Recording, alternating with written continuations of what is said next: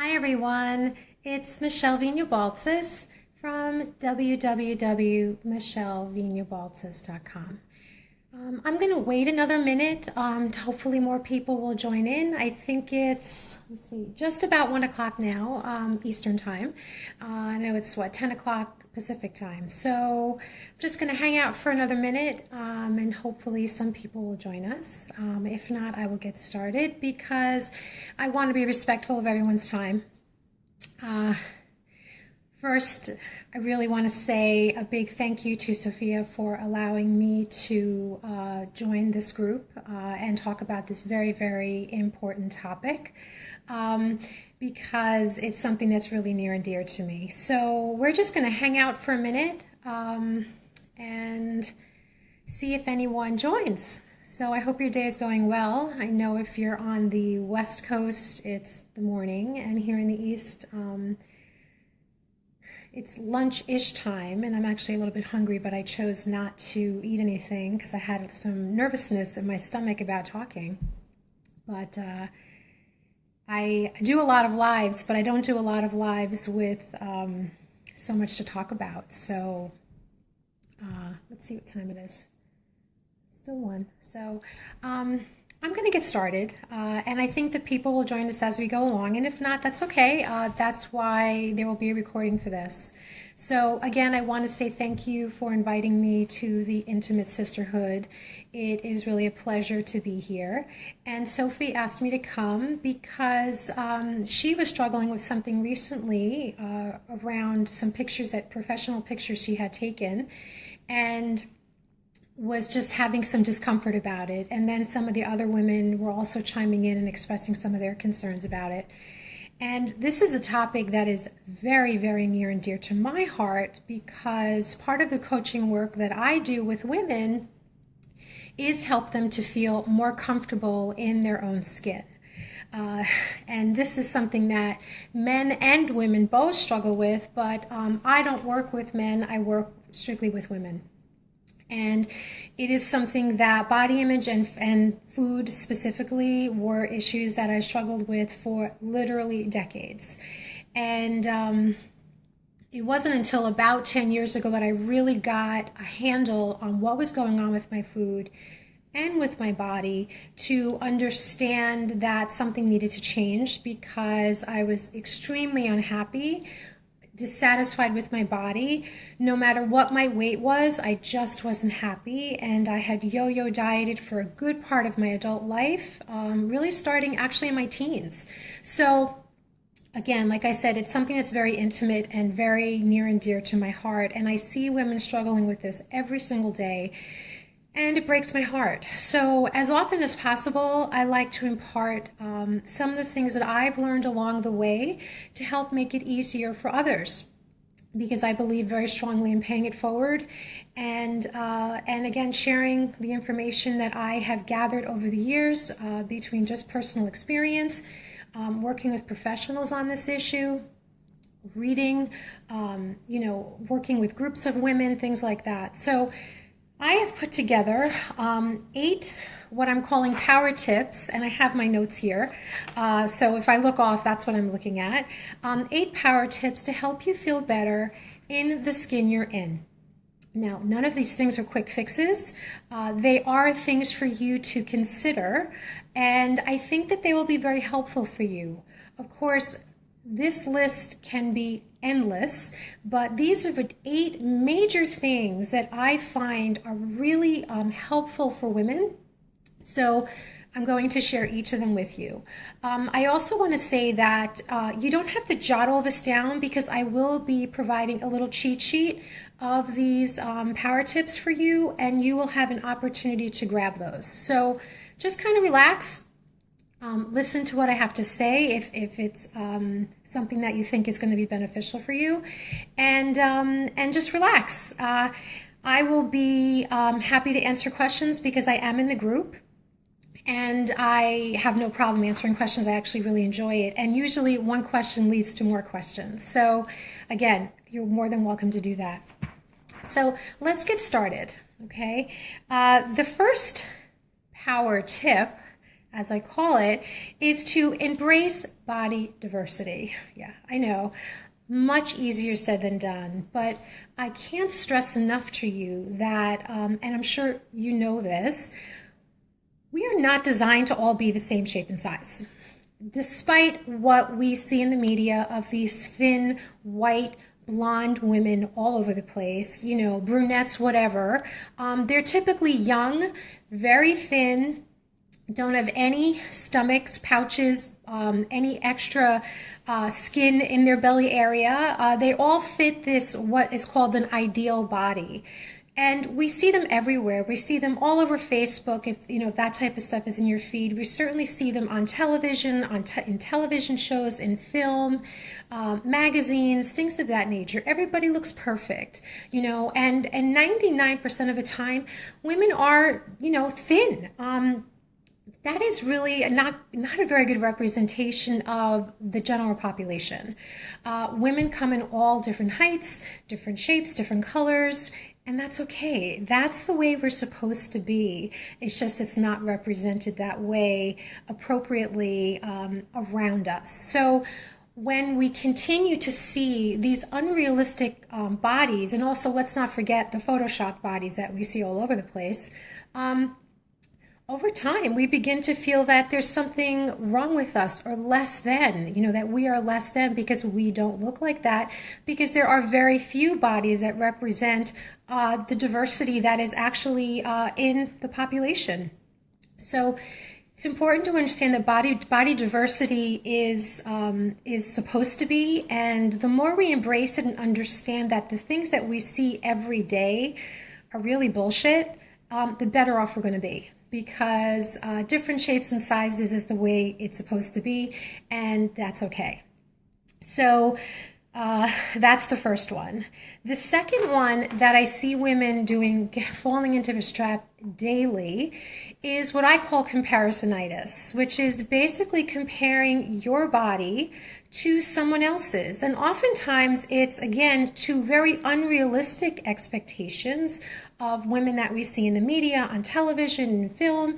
But you know what? Sometimes it's just comparing ourselves to our family members, to our good friends, to our co-workers. There are loads and loads of people that we can compare ourselves to, not just for our body, but for many other things too. And I don't know about you, when I get stuck in comparisonitis, it doesn't make me feel very good. It is soul crushing, confidence bashing. It's just not a good place to be. So as often as you can, you know, and it's not always easy to do, but catch yourself when you find yourself saying, oh, but I'm so much blank than so-and-so. You know, in this case, I'm so much heavier or taller or fatter, or my nose is so much blank than so-and-so's. In my case, my hair is so much curlier than so-and-so's, and it's so coarse. You know, I mean, I could go on and on if I chose to. I choose not to because I actually love my hair. But I'll be honest and say that there was a time when I didn't, and I often compared my hair to people with long, straight, soft hair. I longed for that. I didn't have it. My body wasn't created that way to have that kind of hair. And at some point in my life, I think when I was 40 actually, I embraced that my hair was curly and this is the way it is. And now I love my hair. So it's taken me a little while, but the point is I don't compare myself in that way anymore. I am not impervious to body image issues or days when I feel cruddy in my body. I will happily admit that those days are very far and few between, but I'm not impervious to comparisonitis sometimes with my body, but the beauty is now that I have these tools, I catch myself really fast and say, a little bit of comparisonitis going on there, let's stop that right now. You're fine just where you are. And one of the things that I often suggest I have in the cheat sheet so that this will really help you when you catch yourself doing that, which is, again, comparisonitis. The third point is wear what feels good to you. You know, I have found that as I'm growing older, I'm turning 51 actually this coming Tuesday. I'm a very, very proud woman in my 50s. And when I turned 50, it was like a huge big deal, because part of me coming into my own and loving the skin I'm in is also embracing my age, which is not always easy. But it's something that, again, I've learned to embrace over time. So but the one thing I've noticed as I've gotten older is that people have this thing about, what you're supposed to wear or not supposed to wear at a certain age. And I might also add that that also goes for hair and makeup and anything else that's on the outside. I kind of feel that's bullshit. And I'm pretty sure that cursing is okay in this group. I really hope it is. I don't do it a lot, but this topic gets me a little fired up. So anyway, back on topic. Wear what's comfortable for you and understand that there are no official rules anywhere typed up like on a board somewhere saying at age whatever, you can only wear blank, blank, and blank. I don't really believe in that. I wear things that make me feel good, that allow me to move easily and comfortably. Today I'm wearing my favorite t-shirt that says "Find beauty in all things." Unfortunately, you can't see it all, but it's one of my favorite t-shirts. I have all kinds of body positive t-shirts because they make me feel really good. And people read them and say, "Oh, I really love that message," and that makes me happy. It plants a seed for them. So wear what is comfortable for you. Do your best not to worry about, oh yeah, but I'm a certain age and that's just not appropriate for me anymore. If you're comfortable in it and you think you look fabulous in it, wear it with pride, wear it with confidence, and take all those rules that society puts on us off to the side because they don't belong in your head. So that's the third thing. The fourth thing is we need to all stop shoulding ourselves, because as they say, when we're shoulding ourselves, we're really shitting on ourselves. And by this, I mean, a lot of us think, oh, well, I should be eating this and I shouldn't be eating that, and I should be doing this type of exercise or movement, and I should or shouldn't be wearing this and that. And for me, and this is documented in many, many places, shoulding ourselves leads to a lot of guilt, and guilt doesn't feel good at all. So in order to reduce that as much as possible, we need to watch what we're saying. And when we're guilting ourselves too much into doing something, we're going to see the effects of it. So we need to really minimize that as much as possible. And shoulds also dampen our enthusiasm, to continue doing things. If we continue to should ourselves, you know what? We're going to should ourselves right out of the gym, right out of yoga class, right out of healthy movement, right into the refrigerator, binging or, just emotionally overeating, whatever. But that guilt eventually is going to build up and cause these negative feelings that we don't need. We just don't need them. So we don't need the shoulds. Let's eliminate them as much as possible and just start listening for them more. The fifth one is to, just looking at the time. Okay, we're good. The fifth one is to reframe compliments.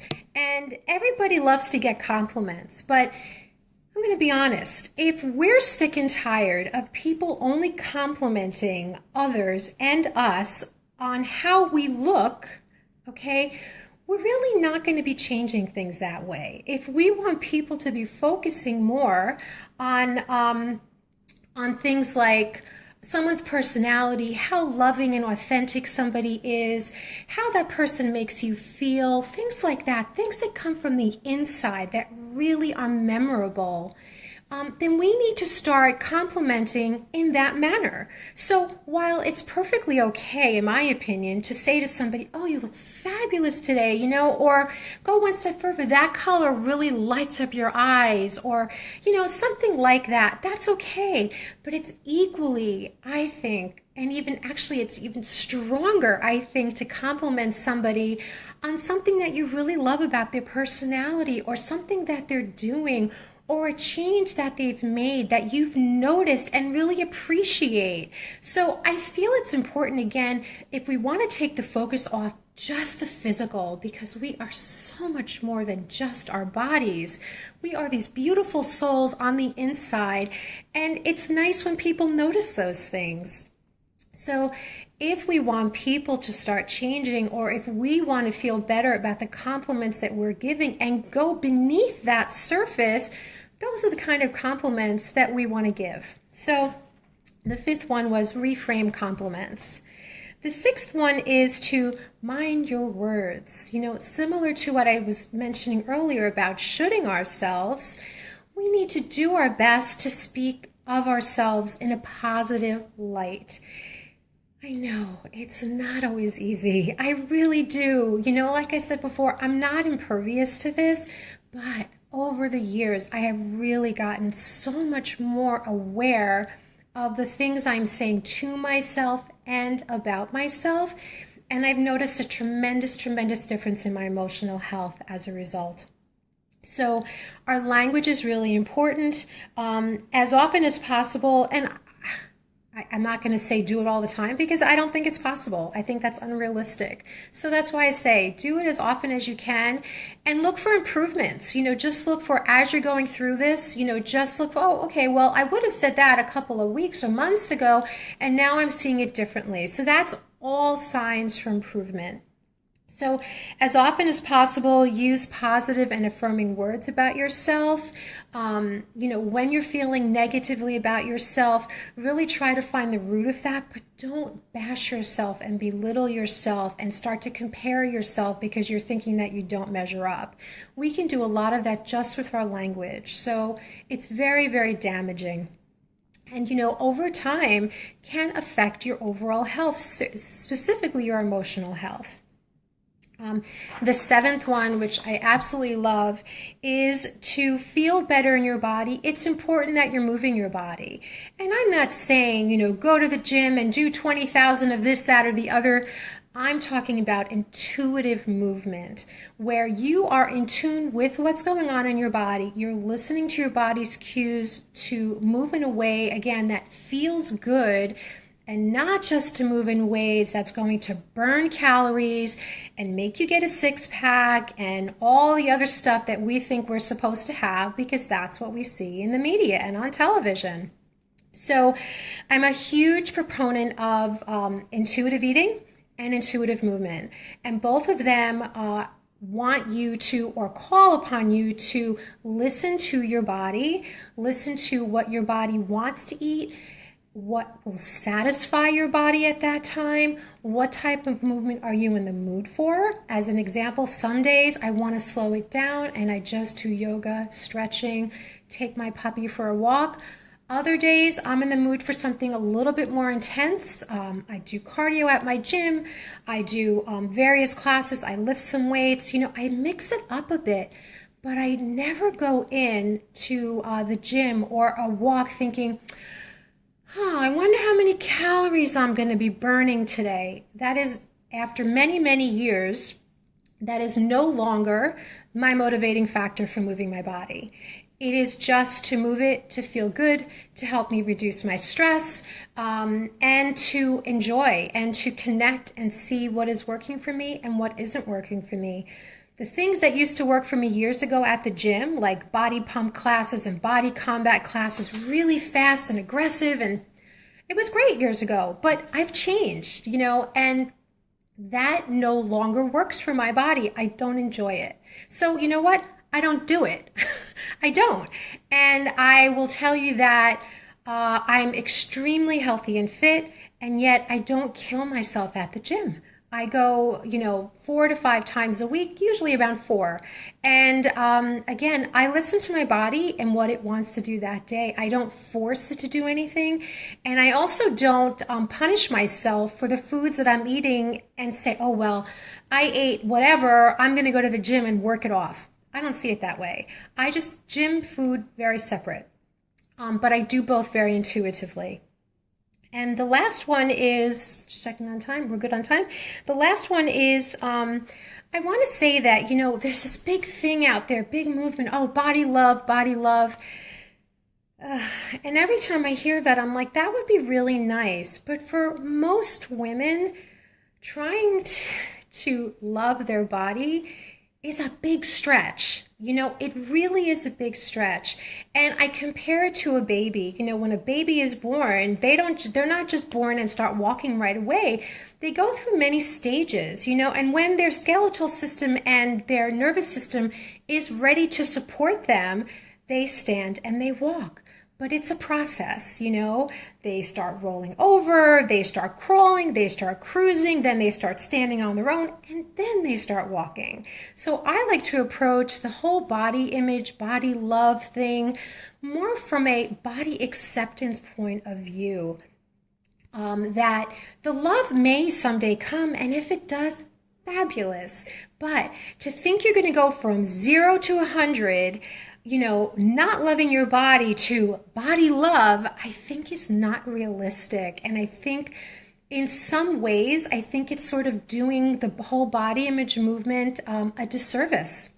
So if you are struggling with your body image, which is, again, the way you feel about your body and in your body, I would really encourage you to be in body acceptance first, because just because you're in body acceptance doesn't mean that you don't want to make changes.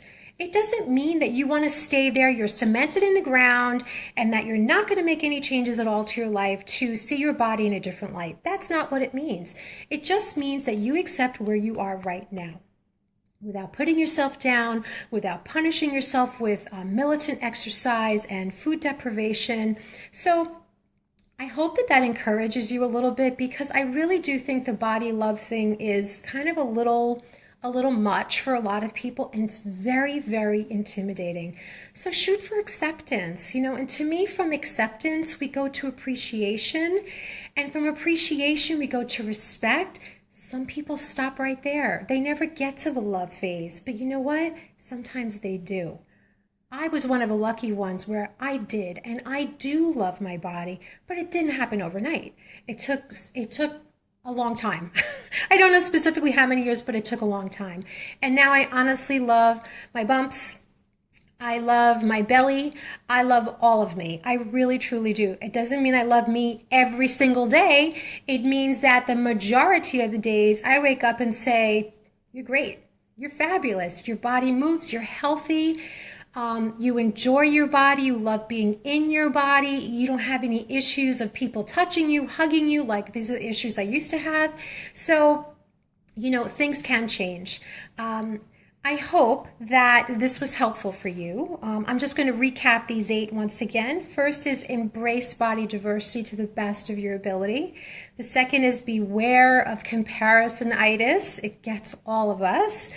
The third one is wear what feels good for you. And only you know what that is, so honor it, Number 4, stop shooting all over yourself. Number 5 is to reframe compliments so that they're not so focused on the outside, but also on the inside. Number 6, mind your words, because they do affect your mental and physical health. Number 7 is strive for intuitive movement and intuitive eating. Learn to listen, to tune into your body and learn what it needs. And number 8 is don't strive for body love right away. I recommend striving for body acceptance, and usually from there, the love starts to grow, or at least the appreciation and respect. I will be sending a link. It will be below this video so that you can grab this free cheat sheet. I really hope that this live call has been helpful for you. I really enjoyed it. And that's it. If you have any questions, again, I'm in the group, so feel free to ask. I'm happy to do that.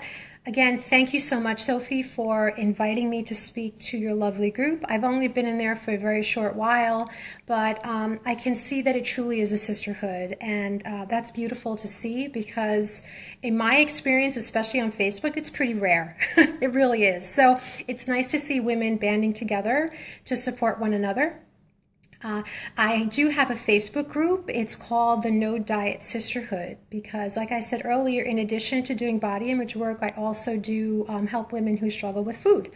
So I will invite you when you see the link for the cheat sheet. There will also be a link there for the No Diet Sisterhood group. And that also is a beautiful sisterhood of women who are looking to ditch dieting and learn to listen to their bodies more intuitively, especially in terms of food and exercise, and who really just want to feel better in the skin they're in. So I thank you again. I really hope that this was helpful for you in some way. And I look forward to answering any questions you may have. Thanks. Bye-bye.